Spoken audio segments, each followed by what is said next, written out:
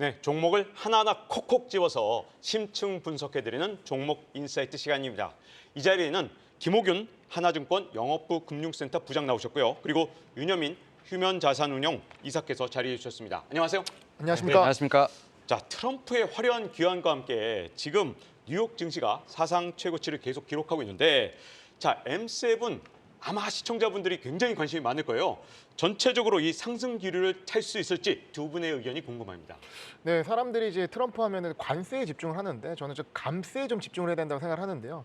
일단은 어제 트럼프 후보의 당선률이 밝혀지면서 자산 시장은 굉장히 요동쳤는데 매크로를 보게 되더라도 이제 금이 크게 빠졌고요. 채권도 빠졌고 엔화도 빠졌어요. 그거는 말하는 게 뭐냐? 달러가 급등했다는 뜻인 거고 미국에 대한 기대감이 상당히 높아졌다는 거죠. 여기서 또 한 방이 나오는데 그것이 바로 말씀드린 감세입니다. 어떻게 보면은 이익을 잘 내는 미국의 기업들이 감세를 통해서 더 많은 이득을 가져갈 수 있는 구조가 된 것이고 이것은 말씀하신 M7에 있어서도 피할 수 없는 어떤 논리인 것 같습니다. 그런 부분들이 최근에 증시 상승 트럼프 후보의 당선 이후에 이어지는 게 아닌가 생각이 듭니다.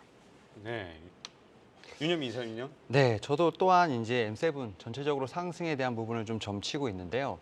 일단 미국 같은 경우 특히 이제 트럼프 후보 같은 경우 트럼프 1기 때 어떤 시절을 좀 떠올려 보면 좋지 않을까 생각을 하는데 사실 이제 재정에 대한 압박 상당히 심한 상태에서 결국 이제 민간 어떤 투자에 대한 부분도 상당히 유치하지 않을까라는 좀 생각은 하고 있습니다. 특히 그러다 보니까 민간의 어떤 R&D 같은 경우가 뭐 2012년부터 미국은 좀 상당히 꾸준히 증가했다라는 얘기가 좀 나오고 있다라 말씀드릴 수 있을 것 같고 특히 최근에 이제 트럼프 당선인 같은 경우는 AI 행정 명령에 대한 부분들 어쨌든 이런 부분을 좀 손대겠다라는 얘기가 좀 나오는 상황이기 때문에 결국 AI를 좀 필두로 한 기업들의 어떤 투자 유치 위에 상당히 좀 많은 노력을 할 것으로 보인다. 이런 측면을 봤을 때 M7의 지금 신고가 행진 제가 볼 때는 추가적으로 나올 수 있는 그러한 제가 볼 때는 여건이 계속 만들어지고 있지 않나라고 좀 생각하고 있습니다. 네, 트럼프와 함께 돌아온 것이 트럼프 트레이드가 아닐까라는 생각이 드는데요. 트럼프 트레이드 같은 경우에는 트럼프가 당선되기 전부터 급등세를 보여오기도 했었습니다만 이렇게 많이 올랐는데 지금 또 들어가도 되나 이런 생각도 들거든요. 어떻게 생각하시는지 먼저 윤여민 이사님부터 들어볼까요?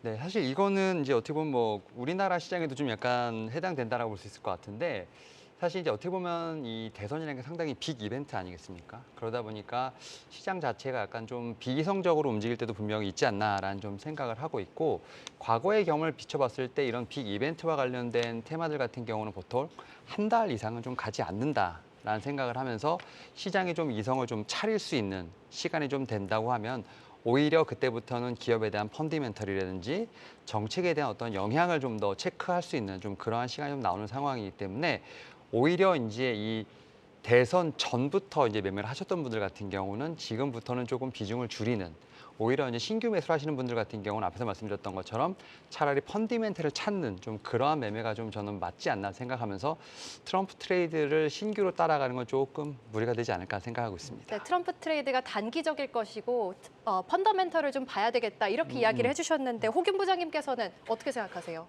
당선 효과는 단기적 효과, 장기적 효과가 있을 것 같아요. 그러니까 단기적 효과는 좀 이미 반영이 됐다고 봐야 되는 것 같고 이미 내가 보유한 건 종목이 트럼프 트레이딩으로 인해서 수익이 났다 그러면 홀딩이죠. 보유하고 계신 게 맞는 상황이고 근데 신규로 이제 들어가고 싶은 게 근데 포모로 들어가는 건 결과가 좋지가 않거든요. 그래서 포모로 이제 고민하신 분들은 조금 차분하게 냉정을 찾으시고 어쨌든 시장은 계속 오를 수는 없습니다. 아무리 트럼프 트레이딩을 하더라도 어느 정도 시장이 멈추고 한번 요동칠 수 있기 때문에 또 변동성이 큰 상황이 나올 수 있어서 기회를 좀 참고 기다리시면 좋은 타이밍이 오지 않을까 생각을 합니다. 너무 조급하지 않으시면 좋겠다 말씀드리고 싶습니다.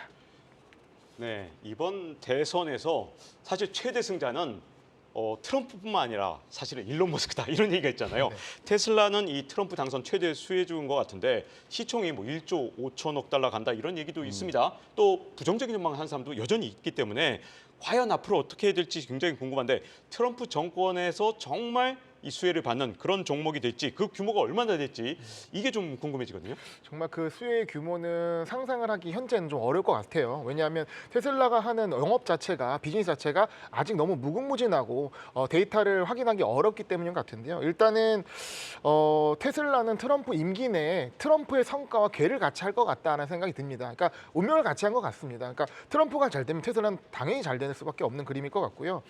일단은 FSD나 로봇 같은 경우 이제 승인을 받아야 되는 규제 산업이기 때문에 이 부분에 있어서 많은 주목을 하지만 최근 들어 시장이 주목하는 거는 이 우주항공 산업, 즉 스페이스 X에 대한 부분이 이게 정말 더 센 그림인데 라는 분인 것 같아요. 그래서 특히 11월 19일에 스타시 발사가 있는데 이때 아마 트럼프 이제 당선인이 좀 등장해가지고 또 쇼맨십이 있지 않을까. 그러면 스타시 발사와 함께 테슬라 또 주가는 다르겠지만 또 영향을 받지 않을까 이런 그림도 예측해 볼 수 있을 것 같습니다. 네.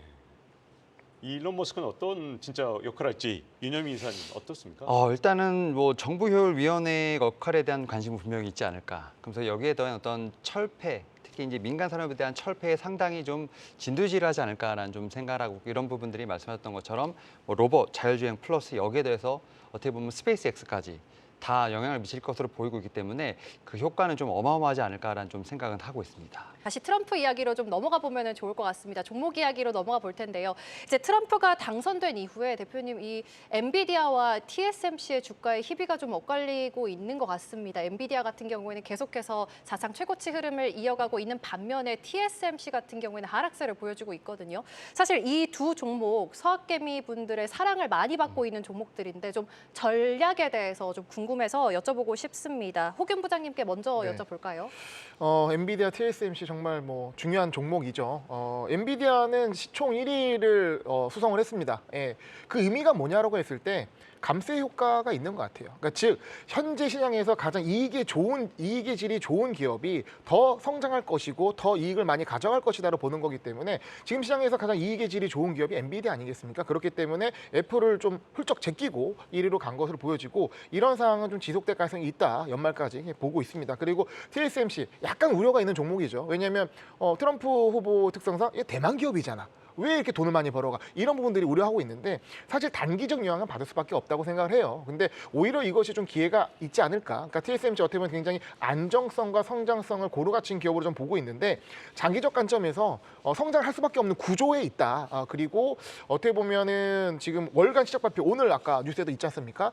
성장세가 계속 지속되고 있기 때문에 그런 거는 단기적 리스크를 충분히 감내할 수 있는 기업이 아닌가 생각을 해봅니다.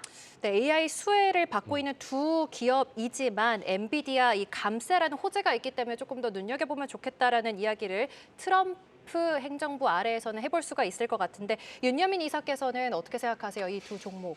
네, 사실은 뭐 어떻게 보면 테슬라가 가장 최대 수혜주라고 얘기가 나옵니다만 엔비디아도 사실 어떻게 보면 조용히 계속 오르고 있는 상황이라 말씀드릴 수 있을 것 같고 앞에서 AI 뭐 행정명령 관련된 뭐 철폐 얘기를 했습니다만 결국 빅테크들이 투자를 하게 된다고 하면 그 수혜를 가장 많이 보는 게 저는 엔비디아가 아닐까라는 좀 생각은 합니다. 특히 뭐 엔비디아 같은 경우는 지금 20일 날 좀 실적 발표가 좀 기다려지는 상황이라 볼 수 있을 것 같은데 뭐 TSMC도 그렇고 사실 성장률 자체가 상당히 좀 제가 볼 때는 의미가 있지 않나라는 좀 생각을 하고 있고 또 이제 이 트럼프의 어떻게 보면은 기업의 친화적인 정책을 가장 좀 몸으로 느낄 수 있는 게 저는 엔비디아가 아닐까라는 좀 생각을 하면서 물론 이제 시가총액 1위를 좀 탄화했습니다만 추가적인 상승 여력도 있지 않을까라는 좀 생각은 하고 있고 TSMC 관련돼서도 이제 좀 저도 롱으로 좀 보고 있는 상황인데 TSMC 같은 경우는 결국은 어떤 트럼프의 제가 볼 때는 어떤 압박에도 결국 그러한 세금이라든지 이런 부분을 어떻게 보면 고객사로 가격을 전가할 수 있는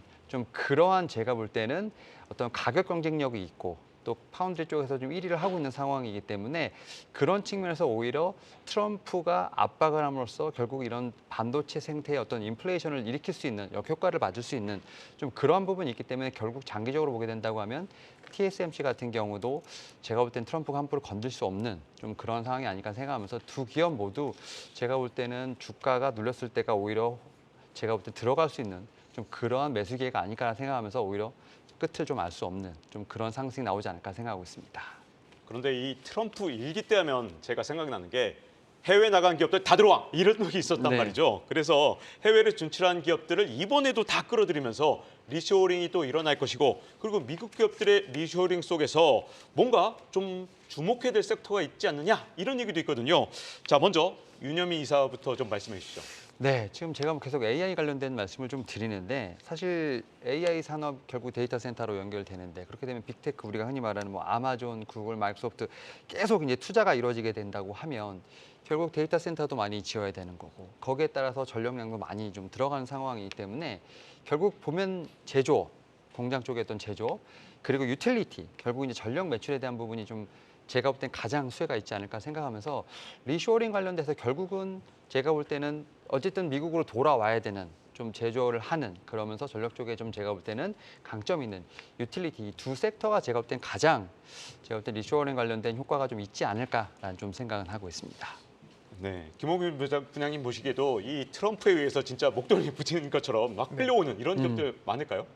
예, 많을 것 같고요. 사실 이제 리쇼어링이라고 했을 때 제조업이 돌아와야 되는 부분이고 특히 그러면 가장 미국 입장에서 원하는 돌아와야 하는 제조업이 뭘까라고 했을 때 이 반도체와 제약이 아닐까 생각을 합니다. 그러니까 반도체 같은 경우는 어떻게 보면은 둘 다 마찬가지로 대형 기업 위주로 리쇼어링에 대한 어떤 이제 수혜도 주면서 반응을 보는데 인텔이 트럼프 당선 확정 이후에 많이 올랐어요. TSMC가 주춤하는 가운데 인텔이 뭐 해결할 과제는 많지만 이 리쇼어링에 대한 기대감 어떻게 보면 반도체 생산 라인에 있어서 미국 정부가 좀 밀어줄 수 있는 이런 기대감을 좀 크게 받고 반등을 하는 것 같고요.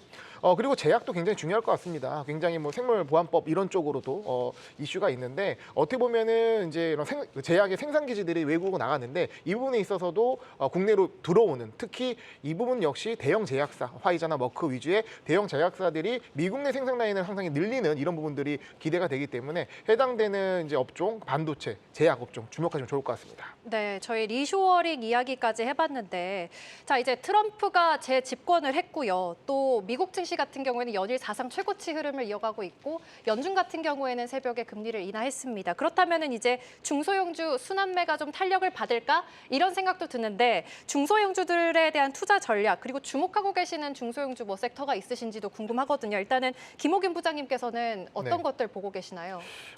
일단은 중소형주를 고르는 데 상당히 좀 난감하죠. 그러니까 저기 신중을 기해야 되는 상황인데 사실 미국 주식은 저는 대형주 위주, 1등주의 접근이 맞다고 봐요. 근데 이제 중소형주는 가장 중요한 건 저는 금리가 중요할 것 같습니다. 금리가 좀 많이 내려가 줘야 어쨌든 빅테크 위주 시장이 아니라 중소형주도 움직일 것 같고 현재 뭐 이런 그 트럼프 관련돼서 오히려 관심 있는 중소형주는 굉장히 저도 생소한데 최근에 찾은 종목인데요. 엑손 엔터프라이즈라고 예, 이게 이제 치안 관련주입니다. 예, 치안 관련돼서 테이저건 있죠. 테이저건과 바디캠. 이게 즉 트럼프 2기에는 아무래도 그냥 치안 관련된 이슈들이 많을 수 있어서 이 미국 연방 정부가 굉장히 좋아하는 선호하는 테이저건이라고 해서 주가 보시면 굉장히 차트가 흐름이 좋습니다. 그래서 중소형주 중에 관심을 가시면 좋을 것 같고요. 그리고 또 한 번 봐야 될 게 코인 관련주인 것 같습니다. 그러니까 네. 코인 생태계 자체가 크게 움직일 것이고 거기에서 어떤 생태계를 역할을 맡고 있는 관련 기업들을 뭐 코인베이스를 비롯해서 관련 중소형 기업들도 상당히 주목을 받고 있기 때문에 이런 분들에 있어서 중소형주 플레이를 관심 가시면 좋을 것 같습니다. 네, 크립토 관련주 그리고 치안 관련주 엑손 엔터프라이즈 티커명 혹시 아시나요? 엑손입니다. AXON. AXON 예. 참고해 주시면 좋을 것 같습니다. 자 그렇다면은 윤여민 이사께서는 어떻게 보세요? 중소형주들 어떻게 보시나요? 사실 이제 중소형주 고르는 게 좀 저는 조금 망설여져서 그래서 저는 이제 관련된 어떤 트럼프 트레이드 관련된 종목으로 뭘 할까 하다 일단 우주항공 섹터를 하나 좀 골랐고 그 가운데서 중소형주보다는 좀 오히려 좀 쉬고 있는 종목을 좀 갖고 왔습니다. 바로 이제 노스롭 그루만이라는 종목인데 NOC인데 이 회사 같은 경우 사실 이제 특히 모건 스탠리 쪽에서 상당히 좀 많이 좀 언급을 하는 회사라고 좀 말씀드릴 수 있을 것 같고 특히 이 회사 같은 경우는 지금 이제 우주항공 관련된 부분들 또 장기적으로 뭐 가시성이라든지 안정성이 상당히 좋은 부분들 여기에 더해서 이제 미국 기업들 하면 대부분 이제 이 자사주라든지 배당 관련된 적극적인 제가 볼 때는 이제 주주환원 정책이 강점 있는 회사이기 때문에 최근에 좀 이제 어떻게 보면 신고가 흐름 이후에 좀 조정이 나왔습니다만 이런 부분을 통해서 다시 한번 우주항공 관련된 쪽 앞에서 좀 말씀하셨던 뭐 스페이스 X 관련된 좀 모멘텀이 있는 상황이기 때문에 오히려 좀 추가적으로 볼 수 있는 종목이 아닌가라는 측면에서 봤을 때 우주항공 그리고 그 안에서 좀 쉬는 종목 한번 말씀드려 볼 수 있을 것 같습니다. 네, 노스롭 그루먼 말씀해 주셨습니다. 지금까지 하나증권 영업부 금융센터의 김호균 부장 그리고 휴먼 자산운용의 윤여민 이사와 함께했습니다. 두 분 도움 말씀 고맙습니다.